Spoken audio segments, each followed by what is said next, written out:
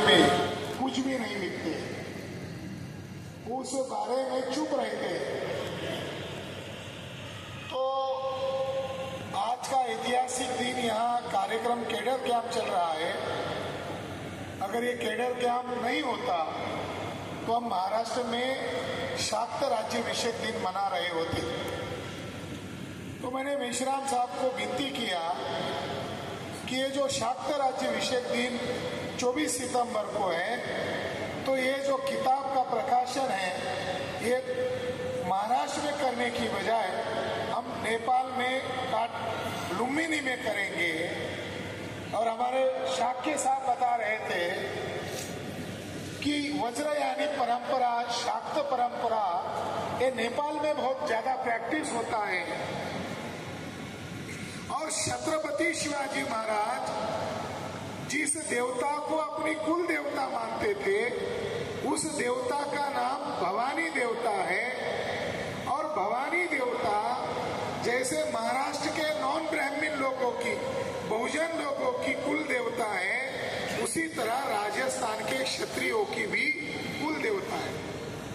उसी तरह काठमांडू में तलेजू भवानी नाम से वही उसी भवानी देवता की पूजा नेपाल में होती है। और जिस कुमारी देवी की पूजा काठमांडू में बड़े सम्मान के साथ की जाती है, जिसका जिक्र शाक्य साहब ने किया, वही महामाता है, वही महामाया है। और महामाया को ही महाराष्ट्र में अम्बा, जगदम्बा या तुलजा भवानी के नाम से कहा जाता है।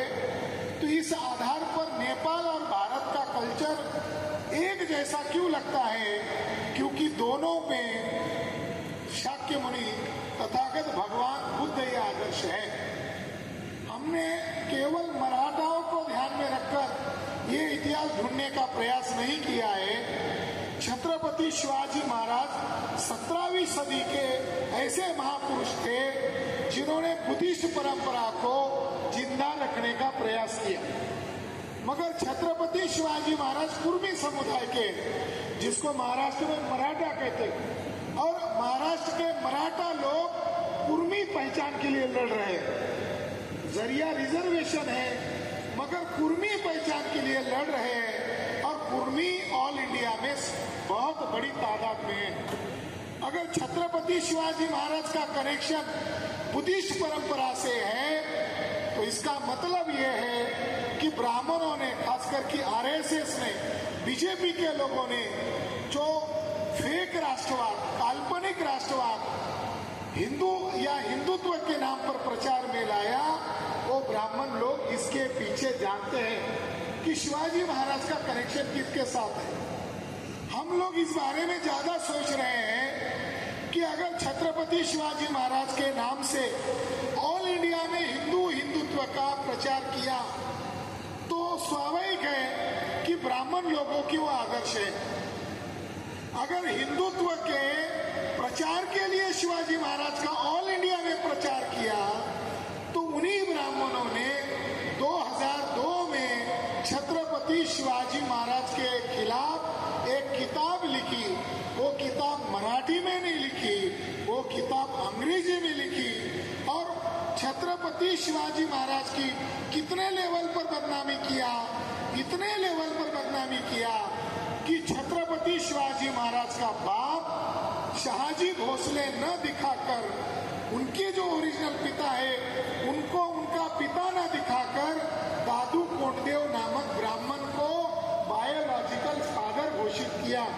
इसका क्या संदेश जाता है? जो ब्राह्मण लोग शिवाजी महाराज को आदर्श प्रस्तुत करके हिंदू और हिंदुत्व का प्रचार कर रहे थे, उन ब्राह्मण लोगों ने 2002 में किताब के रूप में अपनी असलियत दिखा दी। और वो किताब जेम्स लैंड नामक एक व्यक्ति ने लिखी जो अमेरिका का था, मगर उसका वास्तविक राइटर पुणे का ब्राह्मण था, पुरंदरे। और ये पुरंदरे आरएसएस का फुल टाइमर था एक समय। तो आरएसएस के लोगों ने छत्रपति शिवाजी महाराज का बाप क्यों बदला, ये सवाल हमारे मन में चुभ रहा था। सवाल का जवाब अब हमें मिल गया कि ब्राह्मणों को मालूम है कि छत्रपति शिवाजी महाराज का कनेक्शन बुद्धिज्म के साथ है, ये बात उनके मन में खल रही थी। इसी की प्रतिक्रिया में उन्होंने उनका बाप बदला। साथियों, छत्रपति शिवाजी महाराज कैसे संबंध है? शिवाजी महाराज का बुद्धिज्म के साथ संबंध क्या है? तो पहले नंबर का सबूत है कि वो जिस देवता को अपनी कुल देवता मानते हैं वो भवानी देवता, ये भव सागर पार करने वाली देवता है, ये संसार चक्र से मुक्ति दिलाने वाली देवता है। इसको बुद्धिज्म में प्रज्ञा देवी कहा है, अंग्रेजी में विजडम गॉडेस कहते हैं, तो पराजिता देवी कहते हैं। ये प्रज्ञा देवती ही भवानी देवता है। ये पहला सबूत है। नंबर 2 का सबूत ये है कि छत्रपति शिवाजी महाराज अभिवादन में जिस शब्द का प्रयोग करते थे वो शब्द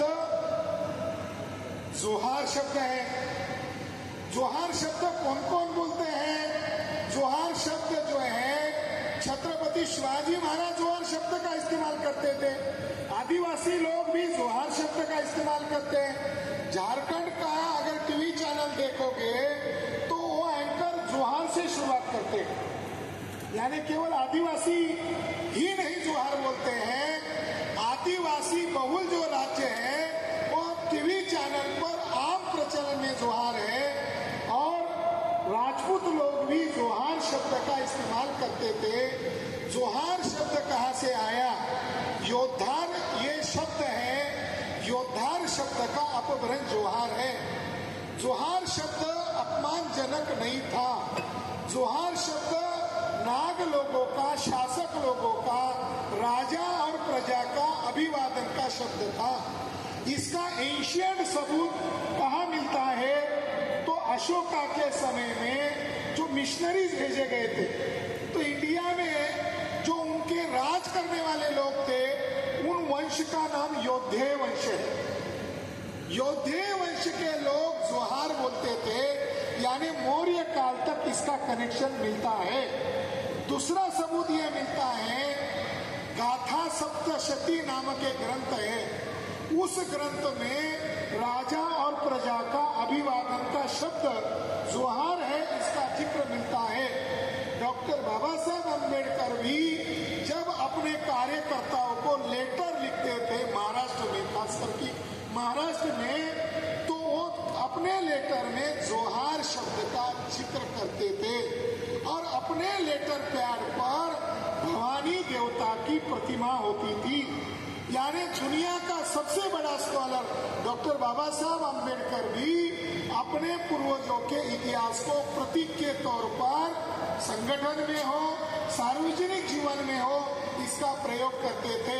बाबा साहब अम्बेडकर मृत्यु के पहले उन्होंने ढेर सारा साहित्य लिखा, मगर एक किताब अभी भी गायब है। उस किताब का टाइटल है पीपल एट बे, यानी समस्या में फंसे हुए लोग। तो उस किताब का अनुक्रमणिका उपलब्ध है, शीर्षक उपलब्ध है, प्रस्तावना के 10 पन्ने उपलब्ध है, मगर किताब गायब है। उस किताब में बाबा साहब अम्बेडकर ने 2 सवाल खड़े किए हैं कि महार, वहां की एक अनटचेबल कम्युनिटी थी जो आज बुद्धिस्ट है, महार और मराठा शब्द आधुनिक है, और वहां एक लिटरेचर है ज्ञानेश्वरी, संत ज्ञानेश्वर ने लिखा है, उसके ज्ञानेश्वरी में महार शब्द पहली बार मिलता है।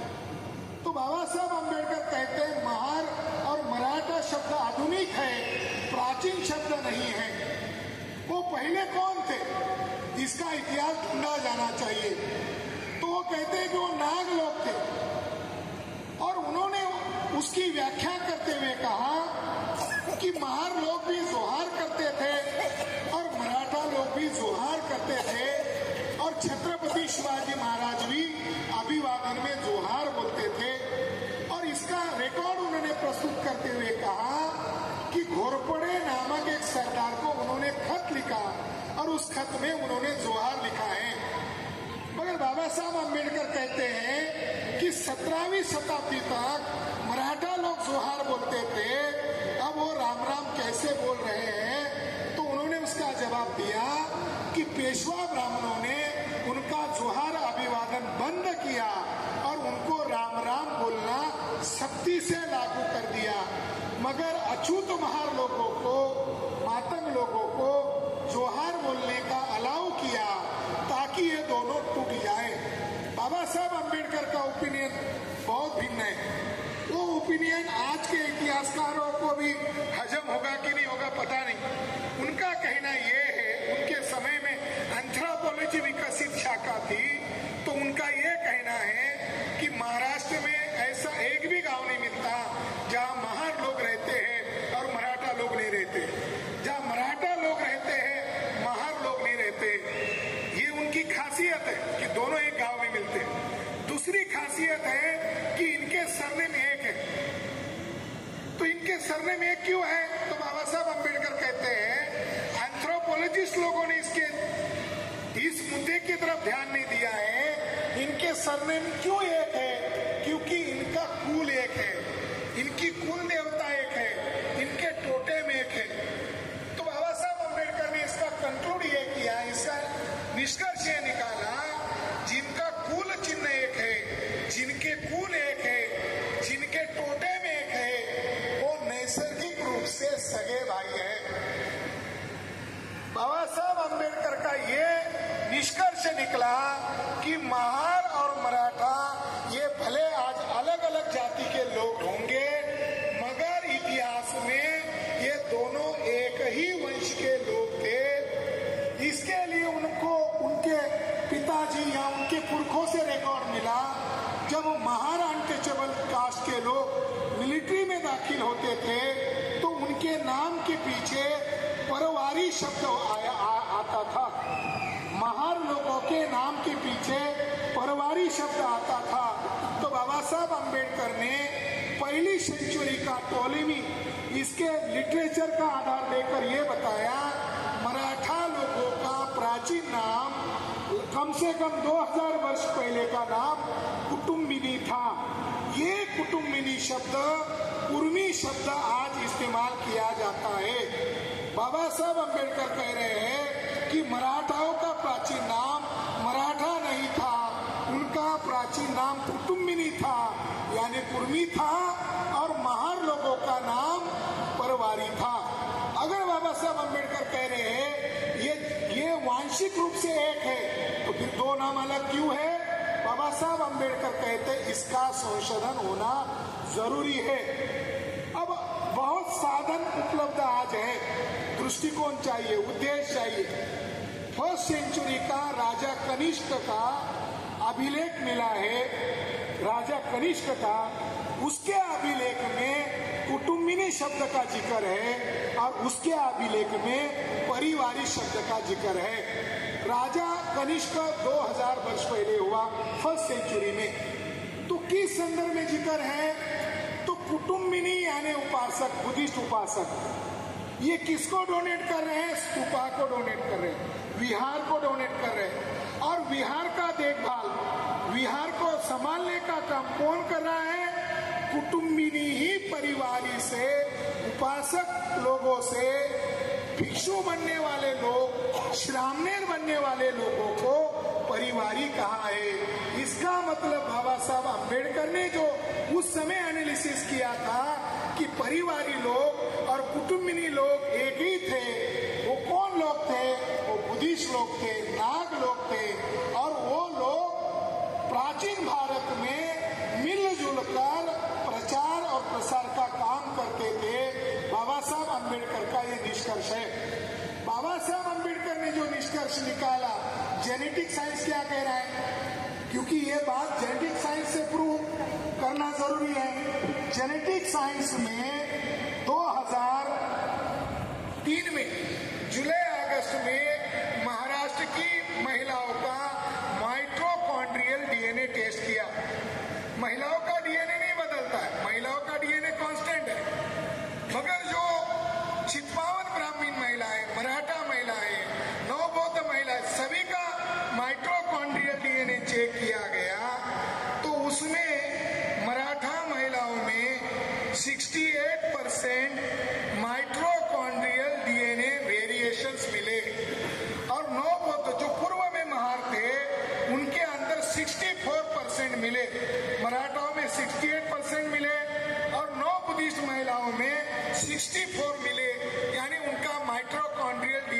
ज्यादा क्लोज है।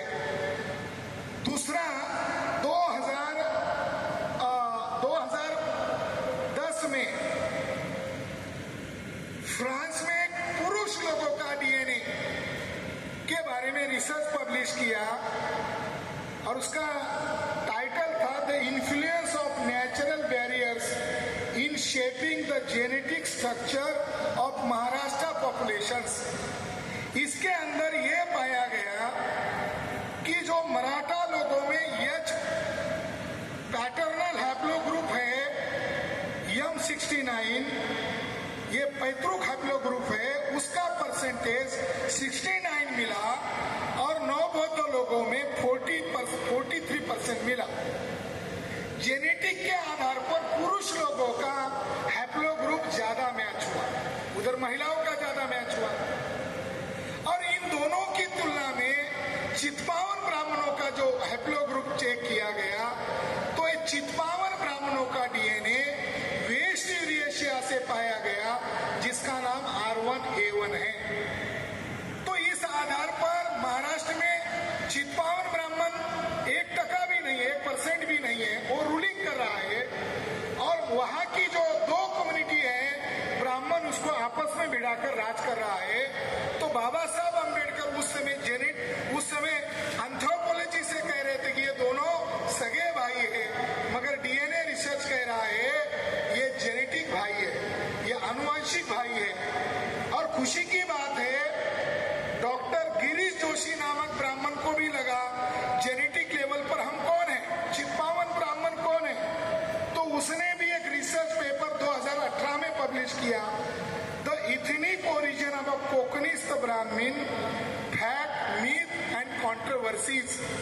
इस संशोधन में जोशी महोदय ने मान्य किया भले ब्राह्मण है, अच्छे ब्राह्मण है, ऐसे भले ब्राह्मण दुर्लभ होते हैं, ऐसे भले अच्छे ब्राह्मण का पैदा होना जरूरी है। वो भले मैं क्यों कह रहा हूँ, उन्होंने उनके रिसर्च में ऐसा कहा कि चित्पावन ब्राह्मण भारतीय नहीं है, वो वेस्ट यूरेशिया से आए हैं और उनके अंदर R1A1 डीएनए मिलते हैं, इसलिए वो भले हुए।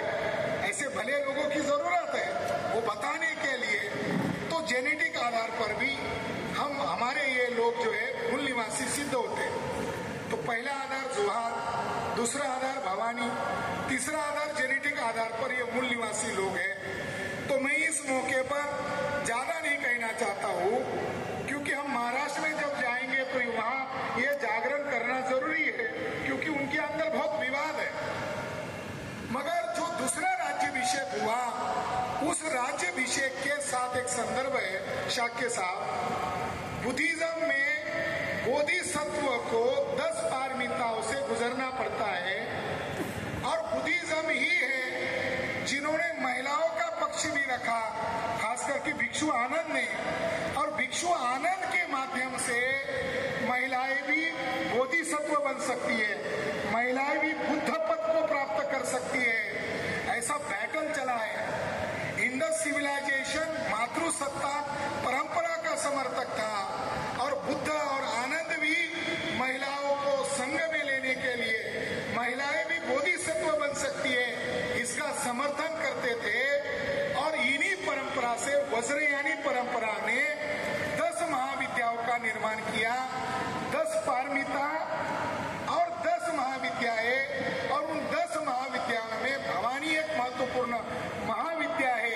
और ये वज्रयानी परंपरा इतना प्रसिद्ध परंपरा है, ये 84 सिद्धों की परंपरा पूरे भारत भर में, नेपाल में गोरखनाथ, मच्छिंद्रनाथ फेमस है। और ये अवलोकितेश्वर है, यानी इनका कनेक्शन बुद्धिज्म के साथ है।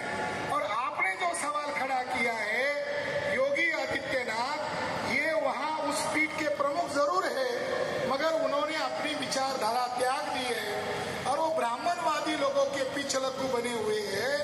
मगर योगी लोग योगी आदित्यनाथ को नहीं मानते हैं, मच्छिंद्रनाथ और गोरखनाथ को मानते हैं। और गोरखपुर वो गोरखनाथ की परंपरा से जुड़ा हुआ है और गोरखपुर और कुशीनगर एक साथ जुड़ा हुआ है, जहाँ शाक्य मुनि बुद्ध का महापरिनिर्वाण हुआ है। वो लाइन अगर काठमांडू के साथ जोड़ा जाए तो इंडिया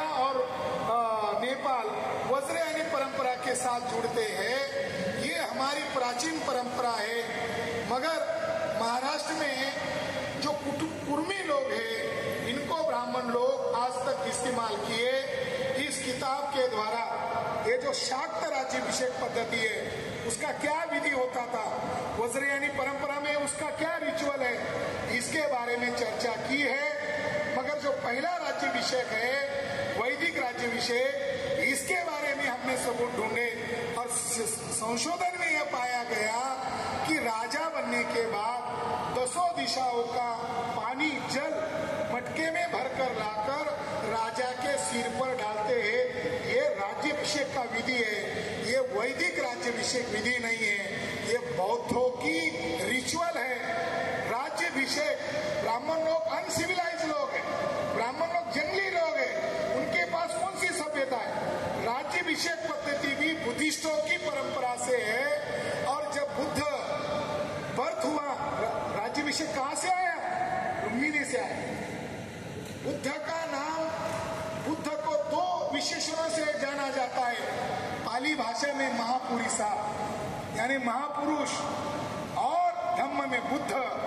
असित मुनि ने भविष्यवाणी किया था, अगर ये गृहस्थी लाइफ में रहे तो ये